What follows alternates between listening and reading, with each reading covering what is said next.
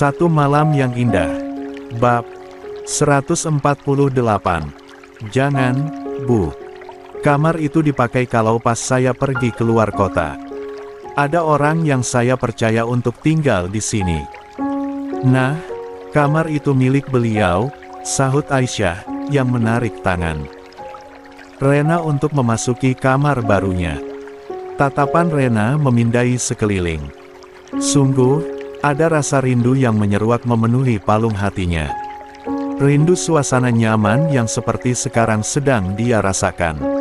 Aroma wangi pengharum ruangan. Lalu ruangan yang rapi dan lantai yang mengkilapkan cahaya. Lampu penerangan. Sebentar ya, Bu. Saya ambil dulu pakaian-pakaiannya. Biar Ibu bisa segera mandi dan bertukar pakaian, kata Aisyah, seraya berlalu meninggalkan Rena di kamar tersebut.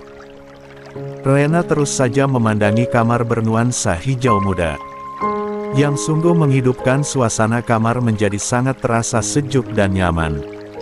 Belum lagi ada aroma terapi yang terendus oleh indera penciumannya, membuat isi kepala dan hatinya begitu tenang dan santai. Rena merasa sangat damai berada di dalam kamar tersebut. Ibu, ini handuk buat Ibu. Yang ini, pakaian buat Ibu. Insya Allah masih layak pakai semuanya. Nah, ini celana dalam, BH, dan ini perlengkapan mandinya. Aisyah menarik Rena untuk duduk di sofa, lantas menyerahkan semua barang yang dia sebutkan barusan. Handuk baru, beberapa gamis bekas pakai, tapi dengan kondisi yang masih sangat layak pakai. Sebab baru 2-3 kali Aisyah pakai. Lalu daster rumahan, juga celana panjang untuk dalaman. Alat perlengkapan mandi yang semuanya masih baru. Juga pakaian dalam yang juga baru. Bukan pakaian bermerek mahal. Tapi, semuanya terlihat nyaman jika dipakai. Ya Allah. Terima kasih Kak Aisyah. Ini masih sangat bagus. Masya Allah, ucap Rena, dengan genangan yang menumpuk di kedua bola matanya. Lia, sama-sama, Bu. Panggil nama saja, Bu. Saya usianya masih jauh di bawah Ibu. Anggap saja saya anak Ibu. Rena semakin menangis, mendengar kalimat yang terdengar dari wanita yang memang jika dipahami, usianya setara dengan Naila putri sulungnya. Aisyah memeluk Rena dengan erat, membuat Rena menjadi tidak enak hati. Sebab dia merasa jika tubuhnya sangat bau dan kumuh. Saya malu, kalau Kak Aisyah peluk-peluk saya. Saya bau sekali badannya, aku Rena, yang sengaja mendorong tubuh Aisyah agar menjauhinya. Hahaha. Ya sudah, Ibu mandi dulu saja. Nanti kalau sudah mandi, baru saya peluk lagi, balas Aisyah yang tertawa mendengar kata-kata Rena. Rena menurut, dan segera mengambil satu set pakaian untuk dikenakan setelah mandi nanti. Sementara Aisyah keluar kamar, dan masuk ke kamarnya. Setengah jam kemudian, Rena keluar kamar dengan daster rumahan dan handuk yang melilit di kepalanya. Ritual mandi yang Rena rindukan membuatnya sangat menikmati mandinya. Dan, betapa tercengangnya Aisyah saat melihat wajah asli Rena setelah bersih dan wangi. Masya Allah, Ibu cantik sekali. Ya Allah, seru Aisyah, seraya memutari tubuh Rena yang kini kembali bersih dan wangi. Rena menjadi malu sendiri, tapi juga bahagia. Syukur tak terhingga, sebab ada orang baik seperti Aisyah yang mau menampungnya. Mereka akhirnya berbincang ini dan itu. Merasa nyaman dengan Aisyah, Rena akhirnya menceritakan semua masalah pribadinya. Bahkan saat dia bergumul dosa dengan pria lain. Subhanallah, Ibu. Apa Allah akan mengampuni dosa saya, Ais? Saya ini kotor, hina. Bahkan keluarga saya saja sampai mengasingkan dan tidak peduli dengan saya, lirih Rena di antara isak tangisnya. Aisyah tersenyum simpul, lantas menggenggam erat tangan Rena. Lalu mengajaknya ke musola kecil di dalam rumah miliknya itu. Lantas Aisyah memberikan mukena ke Rena, dan mengajaknya duduk sebentar. Bu, yang maha mengampuni itu Allah. Manusia itu tempatnya penghakiman. Bertaubatlah, pasrahkan segalanya ke Allah. Niatkan kita benar-benar memohon ampunan semata. Untuk diberi ampun, atau tidak, biarkan Allah yang berkehendak. Yang harus kita yakini, kita terus berikhtiar, dan jangan putus memohon ampunannya. Lalu, jangan pernah mengulanginya lagi, tutur Aisyah dengan begitu bijak. Bisakah Ais tunjukkan, bagaimana cara salat taubat yang benar? Rena dengan wajah yang masih basah bertanya dengan sungguh-sungguh. Aisyah menuntun Rena dengan kemampuan yang dia bisa. Lantas mengajaknya bertilawah selesainya. Dan hari-hari berikutnya, Rena menjadi orang yang selalu ikut kemanapun Aisyah pergi untuk mengisi tausiah. Hati Rena terasa damai setelah dekat dengan Aisyah. Rena yang dulu, bukanlah Rena yang sekarang. Bahkan, Rena semakin banyak belajar mengaji dan mengkaji. Tak jarang, dia dibimbing untuk menghafal Al-Quran oleh Aisyah. Sebulan, 2 bulan, hingga bulan-bulan berlalu, Rena semakin bertumbuh menjadi pribadi yang anggun dan lebih baik. Sikapnya yang dulu angkuh dan sombong, kini senyuman senantiasa menjadi kembang di wajahnya. Rena menjadi wanita yang begitu santun dan bijak. Kita makan dulu ya, Bu. Lapar nih, ujar Aisyah, saat mereka hendak pulang dari taklim bulanan. Boleh, sahut Rena, yang kini dialah yang menjadi sopir pribadi Aisyah saat mereka kemana-mana. Mereka memasuki restoran yang sama, di mana mereka pertama kali bertemu. Bedanya, hari ini adalah hari Ahad. Jadilah rumah makan tersebut cukup ramai pengunjung. Tapi, pelayanan masih sangat bagus, meski pengunjung padat. Rena dan Aisyah sudah memesan makanan mereka. Ibu ke toilet sebentar ya, Ais. Sudah nggak tahan ini, ujar Rena, seraya bangkit dari duduknya. Sebab tak hati-hati, Rena menabrak pramusaji wanita yang membawa nampan berisi minuman pesanan tamu yang datang. Semuanya terkejut, sebab gelas jatuh dan pecah berserakan di lantai. Astagfirullah. Maaf, Nak. Ibu nggak sengaja. Rena menghentikan kalimatnya.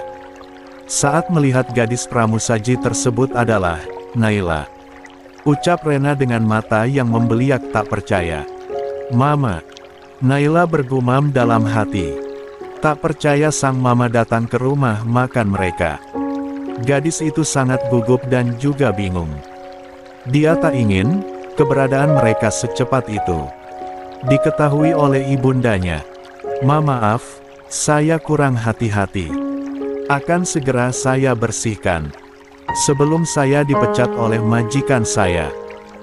Permisi, ucap Naila gugup, dan segera melesat pergi dari hadapan Rena yang juga tercengang melihat putrinya menggunakan seragam pekerja di rumah makan tersebut. Naila, tunggu, cegah Rena, tapi sayangnya langkah Naila begitu cepat, sehingga Rena tak bisa mengejar, dan akhirnya kehilangan jejaknya. Ya Rab, kemana anak itu? Apa dia sampai ikut bekerja? Demi kehidupan mereka. Gumam hati Rena teriris perih. Lia, Rena bersedih melihat Naila anak sulungnya, dengan pakaian pramusaji rumah makan yang sedang dia datangi. Dia teringat, saat seusia Naila, dia hanya tahu makan tidur, lalu meminta jatah pada sang ayah dan ibu. Tapi putrinya, justru ikut banting tulang ikut bekerja. Andai dia tak berulah. Andai dia bisa lebih menghargai suaminya. Andai dia bisa lebih menerima keadaan.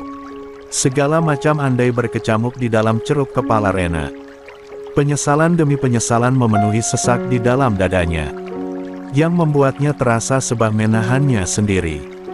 Tatapannya liar mencari keberadaan putri sulungnya.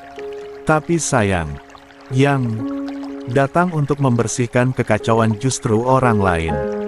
Rena masih menunggu kehadiran Naila kembali. Tapi, hingga lantai itu kembali bersih, gadis itu tak nampak sama sekali. Olehnya, maaf. Gadis yang tadi mana? Ya. Apa dia baik-baik saja? Tanya Rena pada Salah, satu pramusaji yang baru saja usai membersihkan lantai. Oh, Kak Naila sedang menemui pemilik restoran, Bu. Karena baru saja membuat kekacauan. Jadi Kak Naila harus membuat laporan, sahut pramusaji yang sudah disetel oleh Naila sebelum dia diperintahkan untuk bersih-bersih. Astagfirullah. Tapi dia tidak akan dipecat, kan? Ini semua salah saya. Saya yang tadi kurang hati-hati saat jalan, ucap Rena khawatir. Kalau itu kurang tahu, Bu. Semua keputusan ada di tangan bos kami. Bawa saya bertemu dengan bos kalian. Saya akan menjelaskan semua yang terjadi. Anak tadi tidak salah, saya yang salah. Rena pasang badan untuk membela Naila. Dia takut jika Nyala sampai diberhentikan bekerja. Pasti anak itu akan sangat bersedih. Dia sudah membuat banyak kesalahan terhadap anak-anaknya. Dia tidak ingin kembali membuat anaknya semakin membencinya. Sungguh, perasaan Rena sangatlah khawatir saat ini. Tidak perlu, Bu. Kami akan membantu Kak Naila nanti. Silahkan Ibu duduk kembali. Akan segera kami antar pesanan Ibu, sahut pramusaji lain yang baru saja datang untuk membantu membereskan keadaan. Tolong pastikan Naila tidak dipecat, ya. Demi Tuhan, tadi saya yang menabraknya, bukan Naila yang ceroboh. Tapi memang saya yang kurang hati-hati, ujar Rena dengan wajah pias penuh kepanikan. Baik, Bu. Bos kami sangat baik. Beliau tidak suka memecat karyawan. Jadi Ibu jangan khawatir dengan keadaan Kak Naila.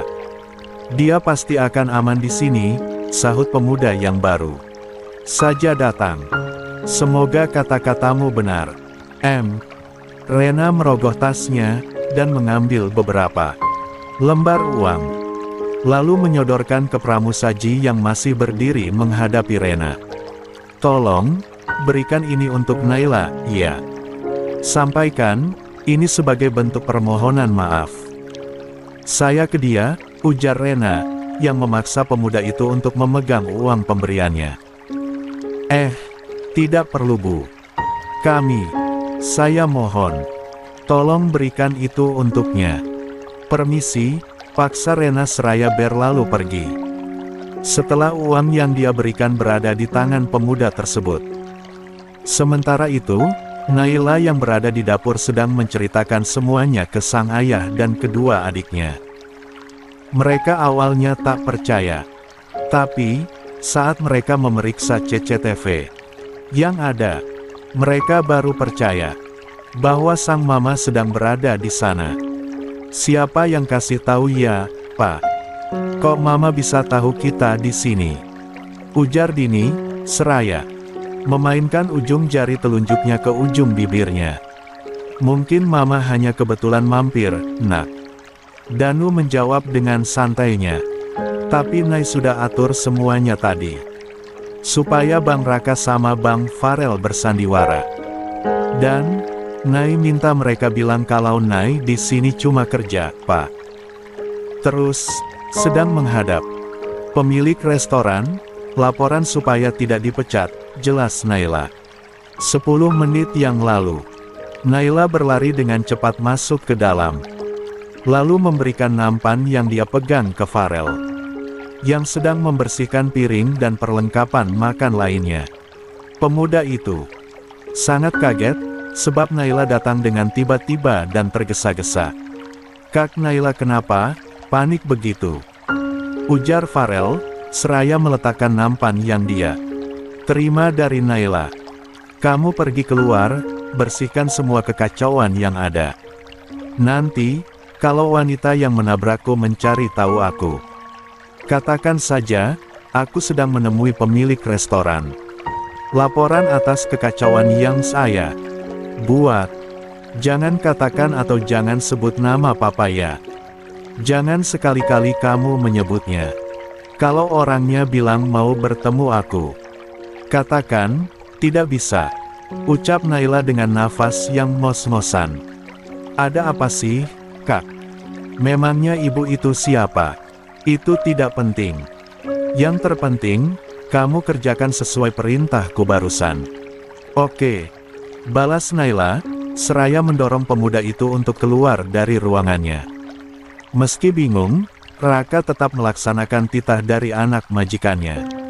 Pemuda itu langsung ke tempat kejadian perkara dan melakukan semuanya sesuai dengan yang Naila katakan. Termasuk Raka yang ikut bersandiwara dengan sangat baik. Pinter kamu, Nay. Tapi, ngomong-ngomong mama sama siapa datang ke sini ya? Gumam Danu, yang penasaran dengan kedatangan istrinya itu. Danu mencari tahu keberadaan Rena. Dadanya berdebar-debar, saat Naila menceritakan wanitanya itu. Lia, mau bagaimanapun juga, masih tersimpan cinta untuk Rena di hati Danu. Meski untuk kembali lagi Danu belum memikirkan hal tersebut. Tapi, mendengar dan melihat sosok wanita yang telah belasan tahun membersamainya, membuatnya seolah teringat masa lalu. Saat Rena seringkali datang tiba-tiba membawakannya makanan dari rumahnya, yang akhirnya menumbuhkan benih cinta mereka seiring waktu berjalan. Meski Danu dulu sempat ragu, sebab jatuh cinta dengan anak bosnya sendiri. Tapi keyakinan Rena membuatnya begitu percaya jika cinta mereka akan bersatu. Dan takdir memang berkata iya untuknya. Meski selama perjalanan hidupnya bersama Rena adalah kondisi terendahnya, tapi hatinya begitu menyayangi istrinya itu. Dan keputusan untuk pergi kala itu adalah keputusan ternekat Danu. Aisyah, ucap Danu, yang sontak mencuri perhatian ketiga anaknya untuk segera melihat ke layar monitor di hadapan sang ayah. Iya loh. Mama sama Ustazah Ais. Dini ikut berbicara. Bagaimana Ustazah Ais bisa kenal Mama ya? Kelihatannya sangat akrab deh, Pak. Naila ikut berkomentar. Lia, tuh, mereka tertawa bareng loh. Jangan-jangan mereka kenal dekat, Pak. Nadine yang masih kecil pun ikut bersuara. Ya, gagal dong punya mama Ustazah, cicit Naila, yang sontak mendapatkan tatapan tajam sang ayah. Cie, yang pura-pura marah. Padahal mendengar nama Ustazah Ais saja dada papa sudah jedak-jeduk, ya. Dini ikut menggoda sang ayah, yang wajahnya tiba-tiba merona, saat anak-anaknya selalu bersikap seperti itu.